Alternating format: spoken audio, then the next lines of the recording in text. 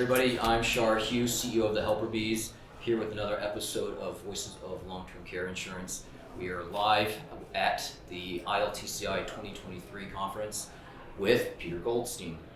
Peter is president and CEO of Illumifin. Is absolutely one of the luminaries in our industry. I'm super excited for this, that he's sharing some of his busy time during the conference live with us. There might be a little bit of background noise because just behind these cameras is the bar and a bunch of rowdy insurance folks. So if you hear any noise, it's probably you guys celebrating. So first, thank you, Peter, for spending some time with us. Thanks for having me, Char. Yeah. Appreciate it. So Peter, you and I met really early on when we were just sort of hitting the long-term care insurance world. Actually, in thanks, I think, to Aaron Ball of New York Life. We had a great conversation. I've always respected the work that you've done, both as a leader for the industry, but just in general in business. Can you tell me, I think a lot of people are interested in this, is just how you got your start in long-term care insurance? Sure. It's been a long time. I was in the business of raising money and buying companies, and someone came to me with a proposition around long-term care. And it was interesting timing because my mom had just passed away. She had a brain tumor at 60 years old, and we went through an 18-month episode of her decline and had to bring in help and home care and nurses. And of course, we lived in California, and my folks lived in Boston, and just kind of went through that whole journey that people go through knowing nothing about it. And then, after she passed, I found myself in front of a guy talking about long-term care and how it was going to be the next frontier, and people didn't really understand it, and with the families dissipated, and people coming into the home, and it just all resonated for me. And I said, this was meant to be. I just don't believe there's any accidents. And so the fact that I was getting educated on long-term care at a point when I had just gone through a tremendously tragic event, obviously. So I told him that I would raise some money for him. That's what the original conversation was, to fund his operations. But I said, I want to come into the company. I see it, I get it. I don't want to just be an investment guy. I want to actually run something. And so we raised some money, came into his company. I started learning the business, and then got the opportunity to buy LTCG from United Healthcare in November of 1996. So 27 years ago. Wow. That's what's somewhat amazing about our industry. I think so many folks coming out of tragedy, like a personal story. I think this is why the podcast is so great, is like you start to realize these massive people in our industry really have this tight mission, and it's driving them to this day. For others, the 2-decade, 3-decade, or even the first decade of the career, a lot of individuals I've talked to really are focused on it. And I think that's just unique among many different industries. I didn't know that, so thanks for sharing. Yeah. So after you acquire LTCG from United Healthcare, what path did you travel on from there? Was it just smooth sailing and y'all just scaled to sort of being the leaders you guys are today, or did you have any sort of twin turns along the way? Well, it definitely wasn't smooth sailing, Char. When we bought the company, they had one client. It wasn't even an insurance company. It was CalPERS, the state of California Public Employee Retirement System. They had California legislated that the state offer a long-term care plan to all of the public employees and retirees. And United Healthcare bid on it and ended up winning the contract. So it really created, that deal created LTCG as really the first true third-party administrator. So the business was there at United. There was 100,000 policies on the system, no claims. They'd enrolled, did a voluntary enrollment, and about 25 or 30 employees in this business unit. And United did a big acquisition of MetLife and Travelers healthcare business. They signed a non-compete. They had to divest of the long-term care group. And I was in the right place at the right time to be able to acquire the business. So when we started, and I've told this story many times, I went around to all of the big players in long-term care, MetLife, Prudential, John Hancock, all the big guys, and giving them our pitch that, we had this system and we had these capabilities and all this stuff. And they all looked at me, every single one of them, and said, Peter, you seem like a great guy, but we are never going to outsource anything. Now, this was 1997, so these big insurance companies, a lot of them were mutual companies. Outsourcing was just a foreign concept. There was no vendor management, there was no procurement. These guys did everything themselves. So it was tough. It was tough when we started. And, my favorite early day story, which I think is a question you were going to ask me, one of the things that changed the course of the whole business was I'm sitting there trying to figure out how to make the phone ring, right? We got one client, it's not even an insurance company, nobody outsources, no one's heard of us. We got 25 employees. And I knew an actuary at Milliman. His name was Mark Littau. He was a partner. He was in the Milwaukee office. And I had done some work with him prior to buying Long-Term Care Group. So I invited him to come up to Minnesota. And I said, hey, Mark, we just bought this company and let me show you the system and this is what we're doing. And he said, Peter, you need to call Northwestern Mutual. He said, I've just priced a product for them. They're coming into the market and they're trying to figure out how they're going to administer this product. So I said, who do I call? He said, well, call this guy's name's Dave Simbro. He gave me his phone number. I literally, Char, I picked up the phone, total cold call. Wow. Hi, I'm Peter Goldstein. Of course, I got his voicemail. Hi, I'm Peter Goldstein. Mark Littau told me to give you a call and, please call me back. And that's how it started. He called me back. I talked to him for about 2 hours. It's kind of my first pitch. Wow. And next thing I knew, 10 people were on a Northwestern Mutual jet coming to Minnesota. And we had a meeting up there. We were still in United's corporate headquarters at the time. We didn't even have our own office. And it's kind of a funny, I like to tell this story. If you know Northwestern Mutual, they've been around for 150 or 175 years. These people, you did the thing around the table. Hi, I'm so-and-so from Northwestern Mutual. I've been there for 47 years. Yeah. I've been there for 35 years. The most junior guy in the room had been there 11 years. Wow. We get to LTCG, and it's like, oh yeah, hi, I'm Susie, and I've been here since Tuesday, right? It was just, but they liked what they saw. They liked the passion, the enthusiasm, and Northwestern became our first client.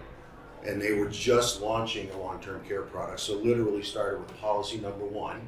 Wow. That was bought by their, one of their senior executives.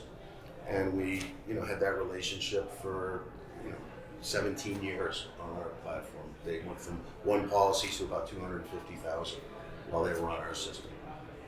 So that's a fascinating story, so thank you. I know a lot of listeners, viewers to this are vendors like us or providers like us who are breaking into the industry. We'll get into this in a little bit, but long-term care insurance, I think, is driving a lot of innovation and it means a lot of younger companies. So speaking as one of those companies, we run into this day where we see these large brands say, hey, I've been here 30 years, I've been here 40 years, and we've got people behind the camera who have been here 2 years, or not as bad as Tuesday, but being able to see, I think the listeners to see such a pillar within our industry say, I was that back then. Like it started with one customer who said yes and grew to dozens that say yes. Tell me about scaling then. When you had that yes, that cold call, you get the yes, you get people flying up to see you. Is it hair on fire mode? It's many years now, so I'm sure that it might not feel as pressing, but how did you take that initial momentum with we'll figure it out, going from 1.25 million and then just start to hit the sort of track that you did? It's challenging. Scaling a business is very difficult. I remember the different milestones, going to 50 people, then 100 people, then 200 people, building the processes, building the systems. And of course, as all your viewers know, you've seen one long-term care product, you've seen one long-term care product. So the system modifications, the changes, everybody has a different actuarial feed, everybody has a different reporting package. It's just very challenging, which is what makes the business so sticky. Yeah. Why it's been a difficult business, because it's just a challenging product. Tell me about that move from investor to operator. Like you said, you wanted in early on, you wanted to run something. How has that transition been? And then if you want to tack on, we got a lot of viewers out there who just, if you have any general corporate executive leadership guidance, personal guidance, making that shift from the money guy into the operation, I'm sure it's challenging. So any words of wisdom out there? Well, I think first of all, you need to understand what you're good at and what you're not. And you can't let your ego get in the way. And I think one of the things that, has been helpful for me is getting the right people and getting out of their way and encouraging them, helping them, supporting them, but not trying to do everything yourself, because you can't, and nobody can. So as the company got bigger and bigger and bigger, we had to bring in more people, and just, some people struggle with that. A lot of founders have a tough time kind of getting out of the way. Yeah. And I think that's been something that's been very top of mind for me, is trying to make sure that I bring in the right people and then let them do their jobs. How do you balance that with you are the expert?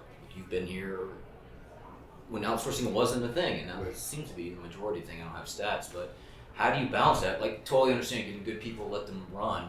Then are you on the sidelines being like, well, when do you step in and say, maybe I should do it this way? Like that balancing act, when to take your hand off the wheel, it's got to be somewhat difficult. Yeah, I mean, listen, you always want to course correct. You want to let your people do what they think is best. Having the experience is helpful, of course, and having seen this problem before, or this challenge before, hey, maybe you want to think about something different. My management style has always been very collaborative, not a heavy hand, not a kind of ego, top down. I never wanted to build a culture like that, and I see cultures like that, and I'm just not a fan. Well, we are at ILTCI. I think you said before we started taping, this is around your 20th. You were part of the founding along with Jim Glickman and others. Any other milestones, or do you want to talk about the conference since we're here that was formative? Like, I know it was small before, and now it's seemingly much larger. Any other milestones? Well, with regard to the conference, I think, this was originally an actuarial conference. And so the idea of combining these different tracks and opening it up to, just a broader group of people, I think was just a great idea. And so, it's the biggest conference we have. It's really, there's a few other minor conferences, but this is it, right? This is the show. There's 1,000 people here. There's all the carriers, and they're trying to promote their sales. There's all the vendors and partners and support people in the industry. So, it's nice that this was supposed to be in 2020 in this Denver conference, but we ran into COVID. So glad to be back in Denver. It's a great city, and looking forward to seeing everybody. Well, let's switch gears a little bit and talk about the future. So when we started, you said when y'all got your start, when the first conference ILTCI kicked off, we had 130 to 150 carriers. Now you don't have as many, but we're dealing with all the policies. Given your experience and your perspective and vision on the industry, where do you think it's heading? And are you excited? And what areas make you most excited? Well, listen, I think, what's happened to the industry is just horrible, right? I remember the high water mark in 2003, the industry sold over 1 million individual long-term care insurance policies. Over 1 million. And for us as a processor, it was great because the sales were growing year over year. All we had to do was open the mail and process applications. There were no conversions and all of that stuff that is how we grow today. And so it was just, when HIPAA passed in 96, from 96 to 05, it was just kind of a rocket ship, and all these big life insurance companies got into the market, financial planning, baby boomers retiring. And then, the realization that the product was underpriced, interest rates dropped, and that's, when things started going south. So, today on the standalone side, what do we have, 5 or 6 carriers that are selling the product? I think if you took out the state of Washington, then maybe last year you had sold 40,000 policies against a group of baby boomers where, 10,000 people a day are turning 65. Everybody knows that stat, but the one they might not realize is that phenomenon is going to happen for the next 16 years. So that's 3 point something million people that are going to turn 65, and we as an industry are selling 40,000 policies. I mean, it's crazy. So I'm concerned. You've got basically this big closed block. You got 4 or 5 carriers selling, and so you've just got this fundamental gap in the society of people being able to afford long-term care, right? Because that's what puts people on Medicare, Medicaid. You know, they spend all their money. What's the average person retires in this country with a couple $100,000? You know, we know you blow through that in 6 months or a year. Yeah. So, I don't know what the answer is. There's certainly some public policy things I think should happen. Around 401ks, around tax incentives. We've got to come up with some innovative products. I think the state thing is interesting, but that's certainly not going to solve the problem. $36,000 isn't going to solve the problem, and I think there's a lot of challenges with that. So I'm concerned for the industry. I have been for quite some time. It's just it's difficult, and you got a huge problem. It's a supply and demand disconnect here. So if we take out the new policies and the sort of dismal state that we're in, even with Washington and hopefully other states will take heed. Granted, it's a drop in the bucket, but it did raise a lot of awareness. I'm not an expert on it, but potentially that could help us long term. For the existing policies out there that have been around, is there anything on the claims, just modernization, that make you particularly excited that you're seeing that you guys are either investing in or leading the charge in? Well, yeah, I mean, that's where and you know this as well as anybody, Char, your company, the reason for being is to change that claims experience. So, I remember back in the day, there were no claims. Yes, there were no claims, or very few. And of course, now claims are growing pretty dramatically. All those policies that got written between 96 and 05, now it's 20 years later, so they're all starting to go into claim, or a lot of them are. We got excited at LTCG, now Alumafin, as the claims started growing. We decided that was really where it was going to be. And so we made some big investments, we built a claims system, and then did a shift in our strategy of being, a processor, a TPA, and really trying to get more into the risk management, and which is what started our conversations together. Yeah. The carriers are in closed blocks. They're losing some of their talent.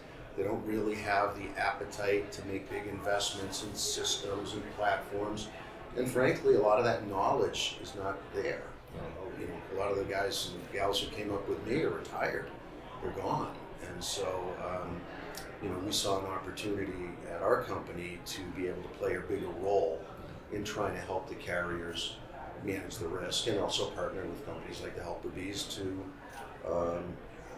bring solutions to the market. Well, the crowd's getting a little rowdier out there. So, and I know we've got a busy conference. So, anything else that you wanted to share with listenership that we didn't cover, either on where we're heading or where we've come from? Listen, I think that we're going to be in this for a long, long time. People are aging, people are living longer. It's expensive to get care. Nobody wants to be sick. So I think we're in a very important industry.